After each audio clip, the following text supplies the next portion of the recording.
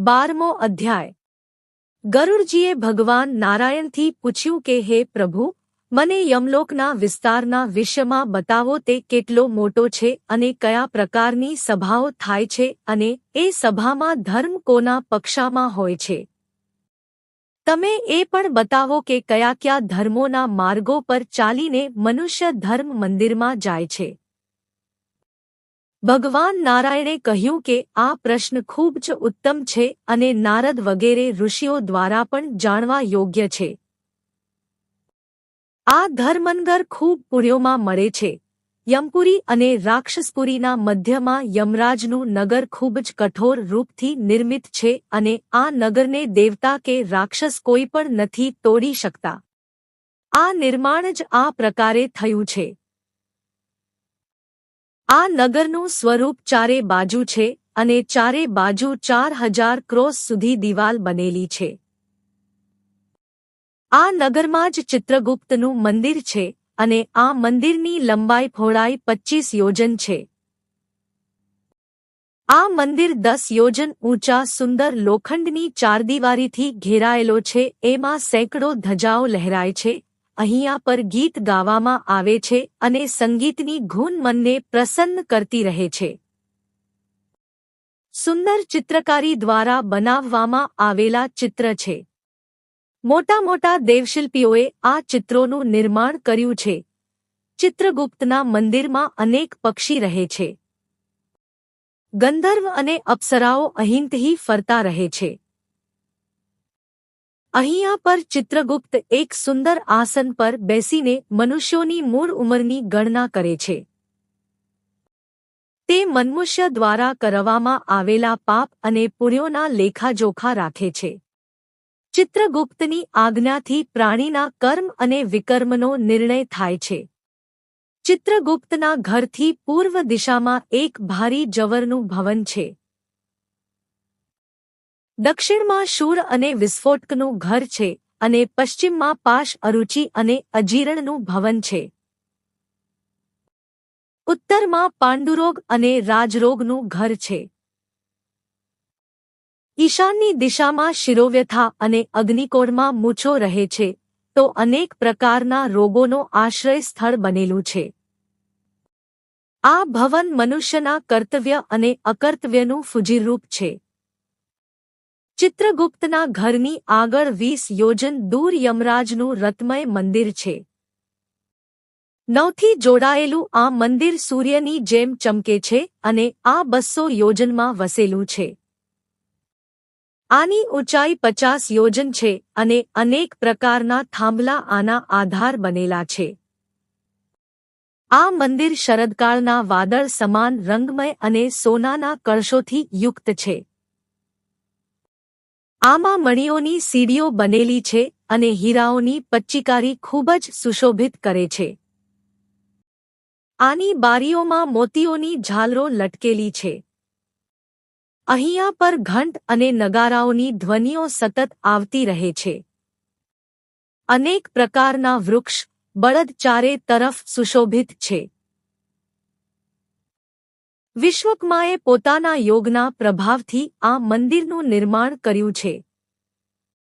હવે હું દિવ્ય સભાનું વર્ણન કરું છું। આ મંદિરમાં 100 યોજન વિસ્તારની દિવ્ય સભા છે। આ સૂર્યના પ્રકાશની સમાન ચમકે છે અને ખૂબ જ સુંદર લાગે છે। આ ગરમી અને ઠંડીના અતિવાદથી રહિત છે। ના વધારે ગરમી અને ના વધારે ઠંડી। આમાં ના શૌક છે ના વૃદ્ધાવસ્થા, તરસ અને ભૂખ પણ નથી। અહીંયા પર બધા પ્રકારના માનવીય અને સ્વર્ગીય કર્મ થતા રહે છે।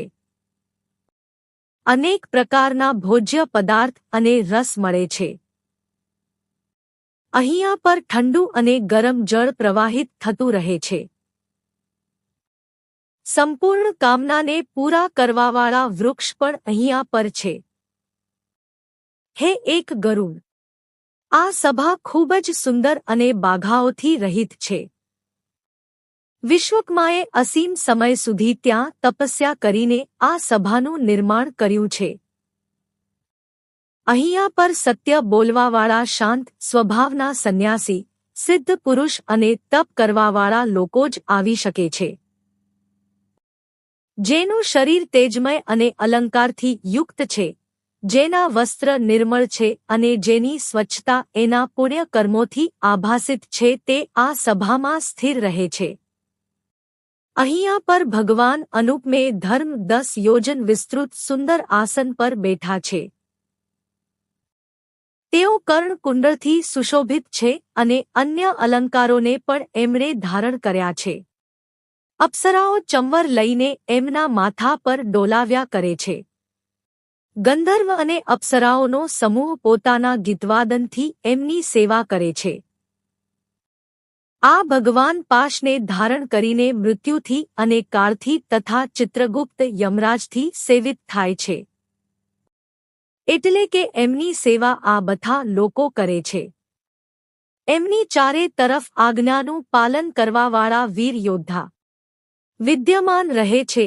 હે ગરુડા, ધર્મરાજની ઉપાસના કરવા માટે સમાપા ઉચ્ચમાં સ્વથાવત અમૂર્તિમાન મૂર્તિમાન બર્હિષદ તર્યમાં પિતૃગણો અને મૂર્તિમાન મુનિઓની નિરંતરતા રહે છે, એટલે કે આમની ઉપાસના કરે છે.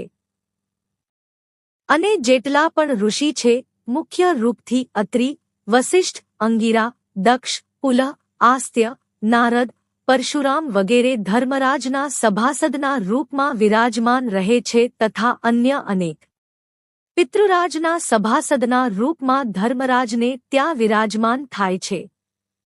એમની સંખ્યા ખૂબ વધારે છે. આ બધા લોકો ધર્મરાજની સેવા કરે છે, કેમ કે એમનું વિધાન પરમેશ્વરની આજ્ઞાથી નિશ્ચિત થયું છે અને ધર્મશાસ્ત્રની અંતર્ગત આવે છે. ધર્મને જીતવાવાળા સૂર્ય અને ચંદ્રમાના વશી અનેક રાજા લોકો ધર્મરાજની સેવા કરે છે. આના સિવાય મુચુકુંદ, નિમિ, અંબરીશ, ભગીરથ, સગર, માથાતા, મનુ, દિલીપ, પૃથુ, યયાતિ, નળ, શિવી, પુરુ, મહુષ, પાંડુ, સહસ્ત્રાર્જુન વગેરે બધા લોકો અશ્વમેઘ યજ્ઞાને કારણે ધર્મના સભાસદોમાં માનવામાં આવે છે. આ લોકોએ ધર્મરાજની સભામાં બેસવાને અધિકાર પ્રાપ્ત કર્યો છે. અહીંયા બધા કાર્ય ધર્મપૂર્વક થાય છે અને કોઈના પ્રત્યે કોઈ પક્ષપાત નથી થતો. અહીંયા ના તો દગો થાય છે અને ના અસત્ય બોલવામાં આવે છે. અહીંયા સભામાં બેસવાવાળા શાસ્ત્રને જાણવાવાળા લોકો હોય છે. તેઓ ધર્મમાં પરાયણ હોય છે. તેઓ હંમેશા ધર્મરાજની ઉપાસના કરે છે. આ મહારાજ ધર્મરાજની સભા એવી છે કે જેનાથી દક્ષિણ માર્ગથી થઈને વધારે લોકો જાય છે, પરંતુ સભાને નથી જોઈ શકતા. ધર્મરાજના નગરમાં જવાના 4 માર્ગ છે. દક્ષિણ માર્ગના સિવાય એક માર્ગ પૂર્વમાં છે. અને એ માર્ગમાં બધા પ્રકારના તે ભાગ ઉપલબ્ધ છે. ત્યાં પારિજાત વૃક્ષનો પડછાયો છે અને આ માર્ગ અનેક વિમાનોથી ભરેલું છે. આમાં હંસોની પંક્તિઓ અને મૂંગોના બાગ વિદ્યમાન છે. અને અહીંયાના તળાવ અમૃતરૂપી જળથી ભરેલા છે. આ માર્ગના દ્વારથી થઈને મોટા મોટા સર્પ, વિદ્યાધર, ગંધર્વ, અપ્સરાઓ અને રાજર્ષિ તથા દેવતા લોકો આવે છે. જે લોકો દેવતાઓની પૂજા કરે છે, શિવ ભક્ત છે, ગરમીમાં જળનું દાન કરે છે અને માઘના મહિનામાં લાકડી આપે છે, દીન દુઃખીઓની મદદ કરે છે, સત્ય ધર્મનું પાલન કરે છે, ક્રોધ અને લોભથી રહિત છે, ગુરુના સેવક એ માતા પિતાના ભક્ત છે, જે લોકો ગાય અને ભૂમિનું દાન કરે છે, પુરાણોને સાંભળે છે તથા અન્ય પ્રકારના પુણ્ય કર્મ કરે છે, તેઓ આ માર્ગથી ધર્મપુરી જાય છે અને એને કોઈ કષ્ટ નથી થતું. તે બધા પુણ્યાત્મા હોય છે અને ભગવાનની ઉપાસના કરે છે. શુદ્ધ બુદ્ધિ સ્વરૂપ થઈને તેઓ ધર્મ સભામાં પ્રવેશ કરે છે. બીજો માર્ગ ઉત્તરનો માર્ગ છે. આમાં અનેક રથ પાલખી, જે ચંદનથી વિભૂષિત હોય હે વિદ્યમાન રહે છે. તે રસ્તો હંસ અને સારસોથી ભરેલો છે. એમાં ચકલાચકલી રહે છે અને આ માર્ગનું સરોવર અમૃતની સમાન જળથી ભરેલું છે. એની સાથે જ આ માર્ગમાં દ્વાર પર જ અતિથિની પૂજા કરવાવાળા, વેદ વાંચવાવાળા સૂર્ય અને દુર્ગાના ભક્ત તથા શિવ ભક્ત તથા તીર્થોમાં સ્નાન કરવાવાળા આવે છે. ધર્મયુગમાં માર્યા ગયેલા લોકો, તીર્થ જળથી પ્રાણ આપવાવાળા લોકો, યોગના અભ્યાસથી મરવાવાળા લોકો અને બ્રાહ્મણ તથા પોતાના સ્વામીનું કાર્ય કરીને મરવાવાળા બધા ઉત્તર દ્વારથી પ્રવેશ કરીને ધર્મસભામાં આવે છે.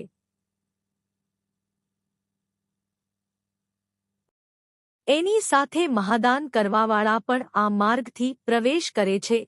ત્રીજો માર્ગ પશ્ચિમ માર્ગ છે. આ માર્ગ પણ મણિયો અને રતોથી સુશોભિત છે. અમૃતજળથી ભરેલી અનેક બાવડીઓ આ માર્ગમાં વિદ્યમાન છે. આ માર્ગ ઐરાવતના કુળમાં ઉત્પન્ન હાથીઓથી ઘેરાયેલો છે અને ઓશરવા ઘોડાથી ઉત્પન્ન સુંદર સુંદર ઘોડાઓથી યુક્ત છે.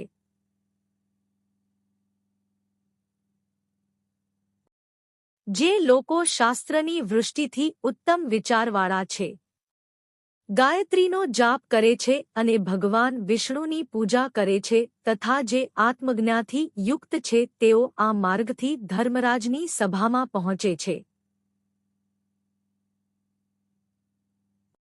આના સિવાય જે લોકો પોતાની જ પત્નીથી સંતુષ્ટ રહે છે, યજ્ઞ અને હિંસા નથી કરતા, કોઈનું મન નથી દુખવતા, કોઈનું ઘન નથી લેતા, વેદને વાંચે વેચાવે છે તેઓ પણ આ માર્ગથી ધર્મરાજની સભામાં જાય છે. હૈ એક ગરુડા જે લોકો જ્ઞાન અને વૈરાગ્યથી સંપન્ન છે અને પ્રાણી માત્રના હિતચિંતક છે અને જે પોતાના કર્મને બ્રહ્મના પ્રત્યે સમર્પિત કરીને નિષ્કામ ભાવથી કર્મ કરે છે અને જે બધા ઋણોથી મુક્ત થઈ જાય છે. ખાસ કરીને દેવ ઋષિ અને પિતૃ ઋણીથી મુક્ત થઈ જાય છે તથા નિરંતર પંચ થગ્નમાં લાગી રહે છે અને જે મનુષ્ય યોગ્ય સમયમાં યોગ્ય રીતિથી પોતાના પિતૃઓનું શ્રાદ્ધ કરે છે તથા સત્યનું અનુષ્ઠાન કરે છે અને સંધ્યા ઉપાસના કરે છે. નિમ્ર વ્યક્તિઓની સંગતિમાં નથી રહેતા, જે હંમેશા સજ્જનોની સંગતિ કરે છે તેઓ પણ આ પશ્ચિમ માર્ગથી અમૃતપાન કરીને ધર્મ મંદિરમાં પ્રવેશ કરે છે. આવા લોકો જ્યારે ધર્મ મંદિરમાં આવે છે, યમરાજ એમનું સ્વાગત કરે છે અને એમની સામે આવીને એમને યથાસ્થાન પ્રતિષ્ઠિત કરે છે. આવા સમયમાં યમરાજ શંખ, ચક્ર, ગદા અને ખડગને ધારણ કરીને ચાર ભુજાવાળા થઈને એ જીવોનો ખૂબ જ સ્નેહ કરે છે અને મિત્રતાની સામે આચરણ કરે છે. તેઓ એમને સ્નેહ આપે છે.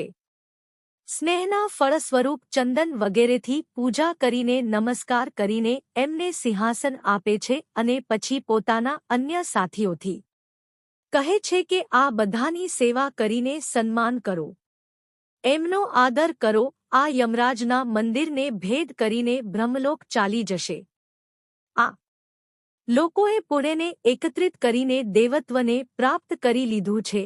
જે મનુષ્ય દુર્બળ શરીરવાળા હોય છે અને સતત સાધના નથી કરતા તેઓ નરકમાં જાય છે. એમના સમાન મૂરખ કોઈ નથી હોતું. બુદ્ધિમાન મનુષ્ય એ જ છે જે અસ્થિર શરીર દ્વારા ચલાયમાન ધનને છોડીને સ્થિર ધર્મને સંચિત કરી લે છે. આથી યત્પૂર્વક મનુષ્યને જોઈએ કે ધર્મનો સંગ્રહ કરે, કેમ કે ધર્મના સંગ્રહથી જ તે સ્વર્ગ જાય છે. યમરાજને જોઈએ કે તેઓ આ પ્રકારના વચનોથી બધા લોકોને સંબોધિત કરે પછી કેટલાક લોકો વિમાનો પર ચઢીને પરમપદને પ્રાપ્ત કરી લે છે અને કેટલાક ત્યાં ધર્મસભામાં કલ્પાંત સુધી નિવાસ કરે છે.